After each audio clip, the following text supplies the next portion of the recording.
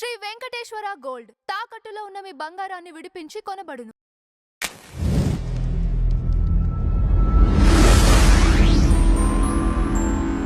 నమస్కారం నందమర్చంద్ర గారు. నమస్కారం అంజుబాబు గారు. సరే, ఈరోజు మన ఫ్లాష్ బ్యాక్ లో ఇప్పుడు మనం ప్రతిరోజు అలనాటి నటుల్లో ఫ్లాష్ బ్యాక్ లో రకరకాల వాళ్ళ పాత వాళ్ళని కనుమరుగైన వాళ్ళని కూడా చెప్పుకుంటున్నాం. ఎందుకంటే ప్రేక్షకుల దృష్టికి తీసుకొస్తున్నాం. దానిలో భాగంగా మనకి ఆ పాత వాళ్ళలో ఇప్పుడు కూడా గుర్తుండే వాళ్ళు ఉన్నారు.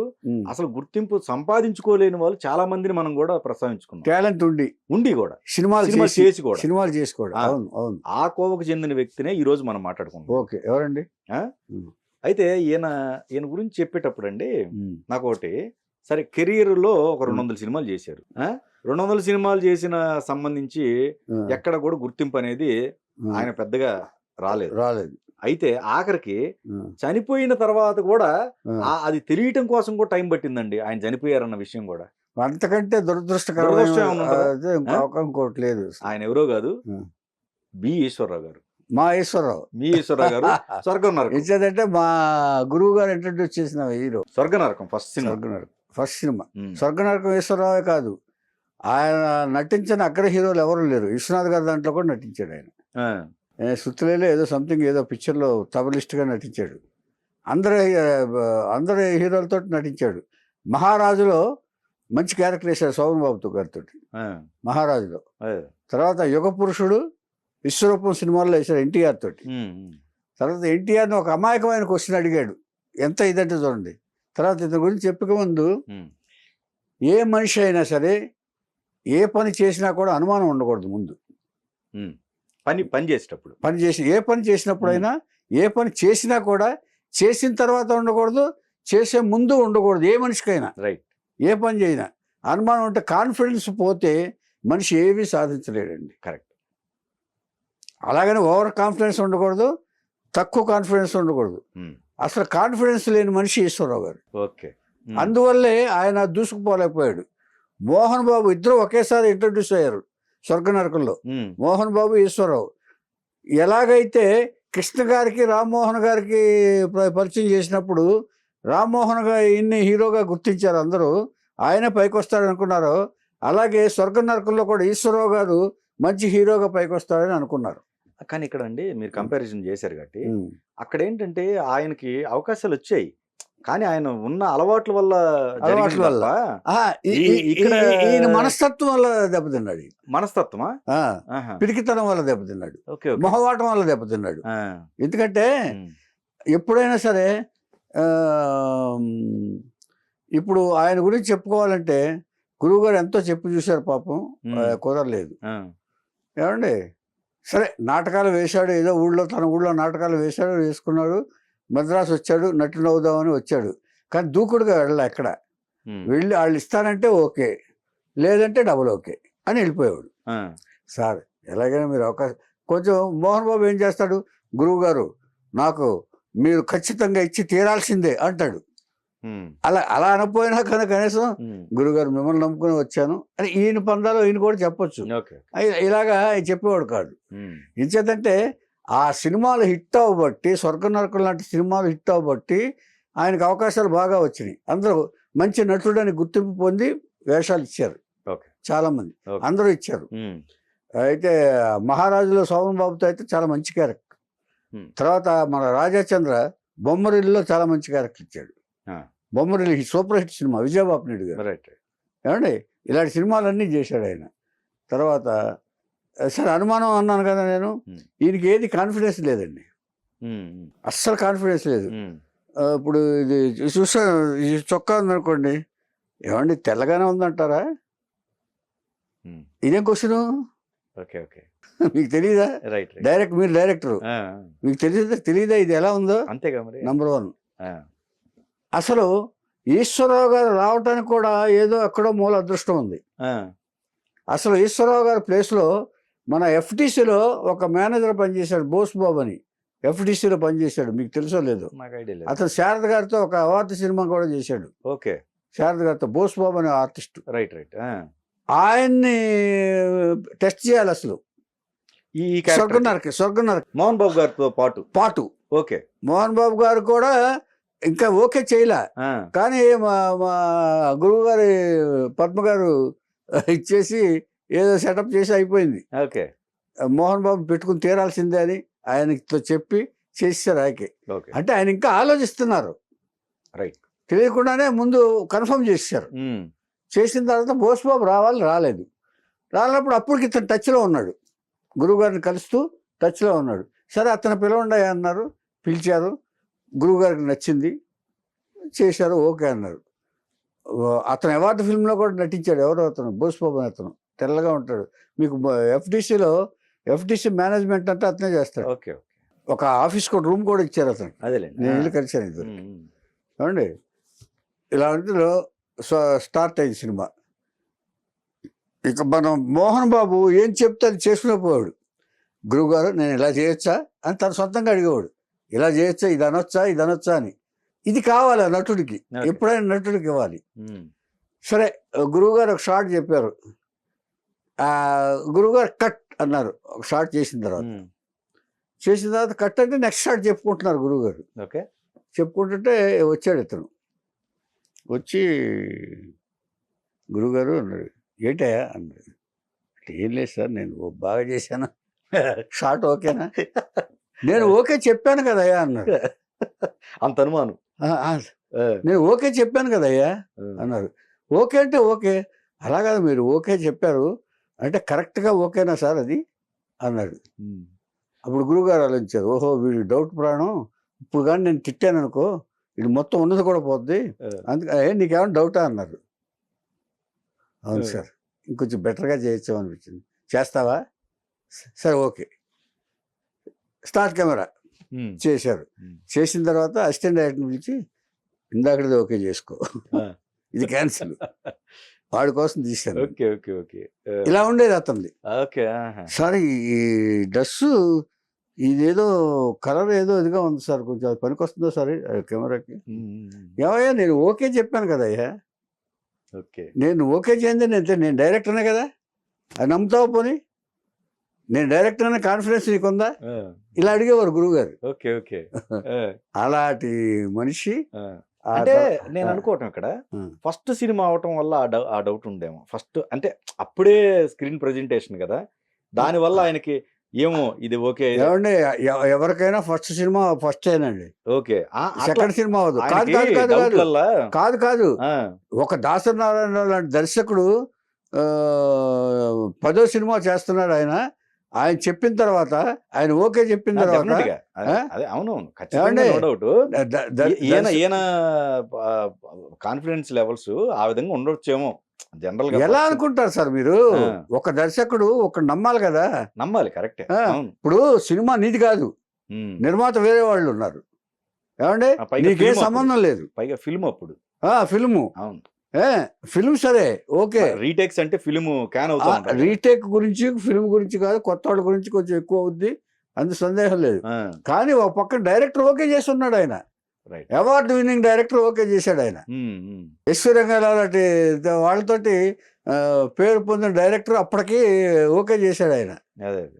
ఏమండి ఆయన చెప్పిన తర్వాత కూడా నువ్వు డౌట్ అంటే దాని అర్థమే ఉంది. ఓకే. అలా అయిపోయిన తర్వాత ఇక అక్కడి నుంచి వరుసగా హీరోగా దాదాపుగా 10-15 సినిమాలు చేశాడు అంతే. ఏదో ఇక్కడ పేరు ఇద్దరికి సమానంగా వచ్చిందండి, లేకపోతే ఈయనకి ఎక్కువ పేరు వచ్చిందా? మోహన్ బాబు గారికి. మోహన్ బాబుకి ఎక్కువ వచ్చింది. తనకే వచ్చింది. అంటే హీరో ఇతనికి మంచి పేరు వచ్చింది, స్వర్గ నరకంలో వరకు మంచి పేరు వచ్చింది. ఓకే. ఆ తర్వాత సినిమాలు ఏవి చెప్పుకోదగ్గ సినిమాలు చేయలే. ఇక వచ్చిన ఇప్పుడు గురువు గారు ఎంకరేజ్ చేసి ప్రతి సినిమాలో ఒక క్యారెక్టర్ ఇచ్చి, ప్రేమాభిషేకంలో కూడా ఇచ్చాడు, విశ్వరూపంలో ఇచ్చాడు ఎన్టీ రామారావు గారితో స్టూడెంట్ క్యారెక్టర్. ఇలాగ అన్ని క్యారెక్టర్లను ఇచ్చాడు, మంచి క్యారెక్టర్లు వేశాడు. సపోర్టింగ్ క్యారెక్టర్స్ దిగిపోయాడు. మొత్తం సపోర్టింగ్ క్యారెక్టర్స్ వేశాడు. ఒకే సంవత్సరంలో 15 సపోర్టింగ్ క్యారెక్టర్లు వేశాడంటే దాన్ని బట్టి చూడండి, మెగాస్టార్ లెవెల్ కాల్ షీట్లు. ఒకే సంవత్సరం 15 పిక్చర్లు చేశాడు ఆయన. 15 అంటే కౌంట్ ఎక్కువ అన్ని ఏది ఎక్కువనా తక్కువనా? కౌంట్ ఎక్కువ. ఓకే. మరి ఎక్కువే కదా. Okay okay. ఒక సపోర్టింగ్ క్యారెక్టర్ ఆర్టిస్టు ఈశ్వరు లాంటి హీరోగా వేసిన క్యారెక్టర్, హీరో కానివ్వండి సపోర్టింగ్ కానివ్వండి అన్ని కలిపి ఒక సంవత్సరంలో 15 సినిమాలు యాక్ట్ చేసిన ఈశ్వరరావు. ఓకే ఓకే చేశాడు. ఏమండి చేసిన తర్వాత ఇక ఈ మొహాటం ఎవరిని వెళ్ళి అడిగేవాడు కాదు. ఆ తర్వాత ఎవరితో పరిచయాలు పెంచుకోవాలి ముందు ఫస్ట్ ఆఫ్ ఆల్. ఓకే. ముందు సినిమాకి ఎప్పుడు సినిమా ఆర్టిస్ట్కి ఎప్పుడు కూడా పబ్లిసిటీ ఇంపార్టెంట్. మోహన్ బాబు ఏం చేసేవాడంటే అందరినీ పిలిచి ఏదైనా అకేషన్ ఉందనుకోండి అందరినీ సినిమా ఇండస్ట్రీ వాడు అందరినీ పార్టీకి పిలిచేవాడు, భోజనాలు పెట్టేవాడు. అది పబ్లిక్ ఇది చాలా ఇంపార్టెంట్ సినిమా ఆర్టిస్ట్కి, హీరో కావాల్సిన వాడికి. మోహన్ బాబు అక్కడ షైన్ అయ్యాడు. అందరితోటి పరిచయాలు. రాఘవేంద్ర గారు ఇవాళ నేను ఇది ఇస్తున్నాను, మా వాడు ఇది, మా బర్త్డే లేకపోతే సంథింగ్ ఇది, ఇవాళ మా ఇంట్లో పార్టీ, మీరు మా ఇంటికి రావాలి అని పిలిచేసేవాడు. ఓకే. వీటితో ఎందుకులే బాబు వాళ్ళు వచ్చేసేవాళ్ళు. అట్లాగా ఆ పబ్లిక్ అవేర్నెస్ తక్కువ ఈయనకి. ఎవరితో పిఆర్ పబ్లిక్ రిలేషన్స్ తక్కువ. తర్వాత ఎవరో హెల్ప్ చేసేవాడు పోనీ తను కాకపోతే ఎవరినైనా పెట్టుకుంటాడంటే ఎవరిని పెట్టుకోవాలి. మన మేనేజర్ కానీ ఎవరినైనా జర్నలిస్టులు పెట్టుకుంటారు కదా, పిఆర్ అది పెట్టుకోవాలి. ఒకటి మాట్లాడగలిగి ఉండాలి, ఒకటి దూకుడు ఉండాలి.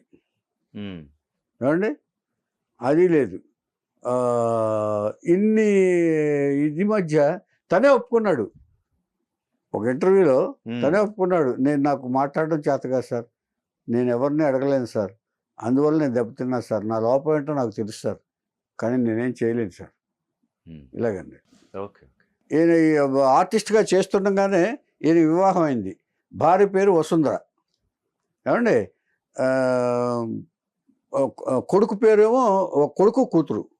కొడుకు పేరు చంద్రాదిత్య, కూతురు పేరు లావణ్య. ఈ కొడుకు ఇప్పుడు వ్యాపారంలో స్థిరపడ్డారు. ఆయన సినిమా రంగానికి పిల్లల్ని ఎవరిని దగ్గరికి రానివ్వాల, ఎందుకంటే తనలాగే పిల్లలు కూడా అవుతారేమోనని వాళ్ళ దగ్గర రానకుండా వాళ్ళని వేరే ఎడ్యుకేషను ప్లస్ వ్యాపార బిజినెస్ సెటిల్ అయ్యాడు. కుర్రాడు బాగున్నాడు. అమ్మాయినేమో మిచిగాన్లో, అల్లుడు మిచిగాన్లో ఉద్యోగం చేస్తున్నాడు. మిచిగాన్లో ఉన్నాడు ఆయన, అమెరికాలో మిచిగాన్లో. 90 తర్వాత అతను సినిమాలు చేయలే. హైదరాబాద్ వచ్చాడు, పద్మనాభ నగర్లో ఉన్నాడు. కలవాలిగా, అన్నపూర్ణ స్టూడియోకి రావాలి, షూటింగ్ దగ్గరికి వెళ్ళాలి, డైరెక్టర్ దగ్గరికి వెళ్ళాలి. నువ్వు పద్మనాభ నగర్లో కూర్చుని నేను ఈశ్వరరావుని ఇక్కడే కూర్చున్నా, ఇల్లు ఇదే అని అక్కడ కూర్చుంటే నేను ఎవరు పలికిస్తారు సార్? ఎలా తెలుస్తుంది నువ్వు హైదరాబాద్ వచ్చినట్టు? నువ్వు ఎక్కడున్నావు ఎలా తెలుస్తుంది? మెడ్రాస్లో ఉన్నావా, హైదరాబాద్లో ఉన్నావా తెలియదు కదా. ఇంట్లోంచి కదిలేవాడు కాదు. ఎవరో ఒకళ్ళిద్దరికి చెప్పేవాడు. ఎవరికి ఇంట్రెస్ట్ సార్ చెప్పడానికి. 90 తర్వాత అసలు సినిమాలు చేయలే అతను. 75లో స్వర్గం నరకం కదా, 90 తర్వాత అతను ఆ 15 years ఏం చేశాడో అవే సినిమాలు. హైదరాబాద్ వచ్చిన తర్వాత ఒకటో అరవై చేసింది తప్ప, ఎవరో గురువుగారు లాంటి వాళ్ళు పిలిచి చేయాల్సింది తప్ప, అతనిగా పిలిచి ఎక్కడున్నాడని వెతుక్కుని చేసేంత మనం జనరల్గా ఏం చేస్తాం, ఈ ఆర్టిస్ట్ ఎక్కడున్నాడు ఏంటని వెతుకుతాం కదండి. ఆ రేంజ్కి రాలేకపోయాడు ఆయన. మెయిన్ లోపం ఏంటంటే దాన్ని ఏమంటారంటే మొహమాటం ఒకటి, ఇంకో ఇంగ్లీష్లో ఒక వర్డ్ ఉంది, అది చెప్తాను తర్వాత. ఏమండి ఇంట్రావర్ట్, ఎక్స్ట్రావర్ట్. ఎక్స్ట్రావర్ట్ అంటే తను ఏమనుకుంటే అది చెప్పేస్తాడు, బయటికి చెప్పేస్తాడు, అది చేసేస్తాడు. ఇంట్రావర్ట్ అంటే తను ఏమనుకున్నా లోపలే దాచుకుంటాడు. ఓహో నేను ఇది బయట చెప్పేసాను అనుకుంటాడు ఆయన, తను చెప్పలేదు. అలాగా దూరం అయ్యాడు. తర్వాత వేసుకుని ఇప్పుడు అతను ఎక్కడికైనా వెళ్ళినా కూడా గుర్తించరు కూడా ఇక్కడ హైదరాబాద్లో. అక్కడంటే మా గురువు గారి సమకాలికులు కాబట్టి అందరూ ఈశ్వరరావు అంటే తెలుసు కాబట్టి, స్వర్గం నరకం సూపర్ హిట్ కాబట్టి అప్పట్లో మెడ్రాస్లో అందరూ సినిమాలు ఇచ్చారు. అందరూ సినిమాలు చేశారు. ఏమండి అలా చేసినప్పుడు పిల్లల్ని చేసిన తర్వాత అప్పుడప్పుడు ఎప్పుడన్నా గురువు గారు బర్త్డేకి వచ్చేవాడు అంతే. అప్పుడు ఏమన్నా హరిశ్చంద్ర గారు మర్చిపోయారా? ఏం మర్చిపోతాం అసలు, మనం మర్చిపోతామా? మన వాళ్ళందరూ గుర్తుపెట్టుకుని చేస్తాం అట్లేదు. తర్వాత ఈయన పిట్టు పెరిగింది అక్కడండి, ఎక్కడ ఊరు ఐడియా లేదు నాకు. ఈ హైదరాబాద్ మెడ్రాస్లోనే ఉన్నాడు ఎక్కువ కాలం మెడ్రాస్లో ఉన్నాడు. ఓకే. అంచేత ఆ డీటెయిల్స్ కూడా చెప్పేవాడు కాదు, అదే కదా విశేషం. ఆ డీటెయిల్స్ కూడా ఎవరితోనూ పంచుకునేవాడు కాదు, షేర్ చేసేవాడు కాదు. ఓకే ఓకే ఒకసారి అడిగాను, పిల్లలు ఏం చేస్తున్నారు, ఎక్కడ ఉన్నారు, ఉన్నారులేండి అంటే. ఉన్నారులేండి అంటే సరిపోయిందా?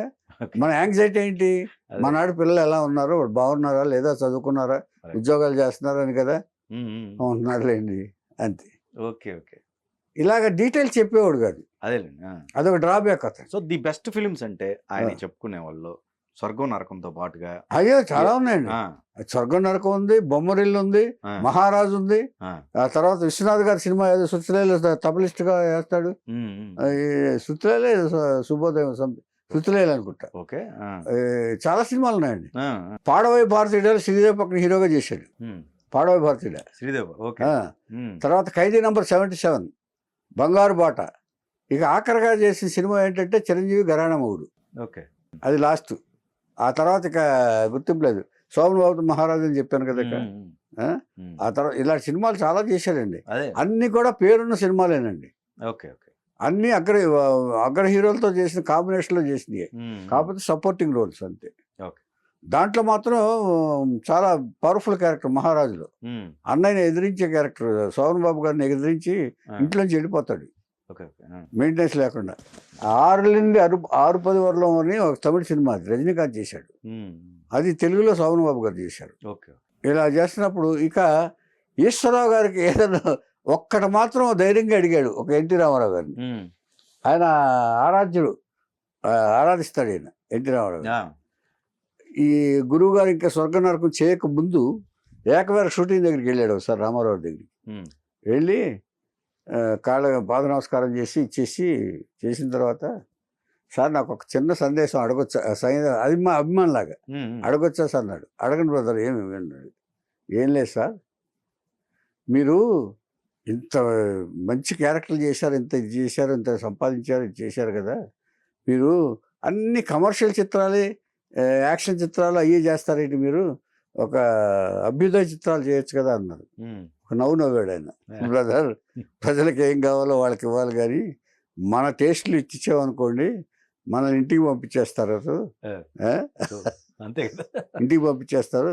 ఎప్పుడైనా వాళ్ళ ఇచ్చే డబ్బుకి, వాళ్ళు ఇచ్చే అభిమానానికి నేను, వాళ్ళు ఇచ్చే డబ్బుకి ఇది ఎంటర్టైన్మెంట్ ఇవ్వాల్సిన బాధ్యత మా అందరి మీద ఉంది. అప్పటికి ఇతను ఆర్టిస్ట్ కాలే, మా అందరి మీద ఉంది. అంచేత ఏదైనా ఎక్స్పెరిమెంట్లు చేయకూడదు. ఇంచేతంటే 1 పనికి వస్తే తప్ప రెగ్యులర్గా సినిమాలు చేసేటప్పుడు లేకపోతే మాసు ఇవన్నీ ఎందుకు పేరు వస్తాయి. ఇది వాళ్ళు థియేటర్లో విజిల్స్ వేస్తేనే మనల్ని చూస్తారు, మనం ఎక్కువ పిక్చర్లు చేయగలం. లేదంటే 1-2 పిక్చర్లు చేసిన తర్వాత ఇంట్లో కూర్చోవాలి అని చెప్పి చెప్పాను. అది గుర్తుపెట్టుకోండి అని చెప్పాడు. అంటే అభిమానులు అడిగిన ప్రశ్నలకు ఏదైనా సమాధానం చెప్తారు కదా, అలా చెప్పిన సమాధానం ఇది. ఎవరో తెలిసిన అతను ఉంటే తీసుకెళ్ళాడు సెట్లోకి, అప్పుడు కూడా ఎంట్రీ. కానీ వాస్తవం అది అంతే కదా. ఏం కావాలో ప్రేక్షకులకు అదే ఇవ్వాలి హీరో. తర్వాత స్వర్గ నరకం ప్రొజెక్షన్ చూపించి కాళ్ళ దగ్గర కూర్చొని చూపించాడు ఎన్టీ రామారావు కాళ్ళ దగ్గర. మీరు కూడా అన్నట్టున్నారు కదా, ఇప్పుడు అర్థమై ఉంటుంది మేము చెప్పింది, ఆ వేళ చెప్పింది. మీరు క్వశ్చన్ అడిగారు కదా, ఇప్పుడు అర్థమైందా. చూడండి ఎంత ఇదిగా ఉందో డ్రామా, అది ఎంత బాగుందో. కుటుంబాలన్నిటికీ మంచి సినిమా స్వర్గ నరకం అని చెప్పి ఇచ్చేశారు. ఏమండి, ఇలాంటి ఈశ్వరరావు గారు సైలెంట్గానే ఉండి, హైదరాబాద్లో కూడా మాకు ఎక్కడున్నాడో తెలియదు, కనపడలే అసలు. మేము ఇక్కడే ఉన్నాం కదా, గురువు గారు ఉన్నారు, ఇక్కడే ఉన్నాం. గురువు గారి దగ్గర కూడా సంవత్సరానికి ఒకసారి బర్త్డేకి వచ్చేవాడు అంతే. ఏది 90s తర్వాత గురువు గారు ఎక్కడే ఉన్నారు కదా, బర్త్డేకి వచ్చేవాడు, కనపడేవాడు. అదేలేండి, బర్త్డేకిను న్యూ ఇయర్ ఉంటుంది కదా, ఆ రోజున వచ్చేవాడు అంతే. వచ్చి మేము అందరం కలిసి భోజనం చేసేవాళ్ళం, అది చేసేవాడు అంతే. అలాంటి వాడు సైలెంట్గా పిల్లలు మాత్రం మంచి పొజిషన్లో పెట్టుకున్నాడు, అందులో సందేహం లేదు.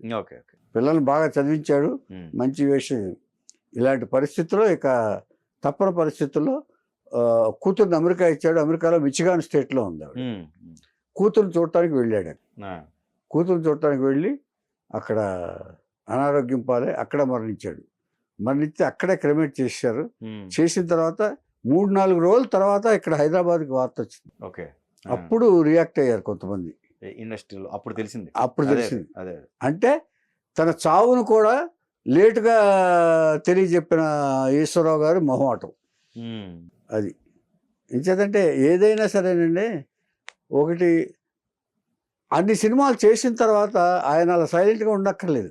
ఉమ్, ఇప్పుడు హైదరాబాద్లో ఉంటే ఏం చేయాలంటేనండి, ఒక వెహికల్ పెట్టుకుని అన్నపూర్ణ స్టూడియోకి షూటింగ్లు జరుగుతూ ఉంటాయి. ఉమ్, ఎప్పుడు మనకి గుర్తురారు వీళ్ళు కొంతమంది.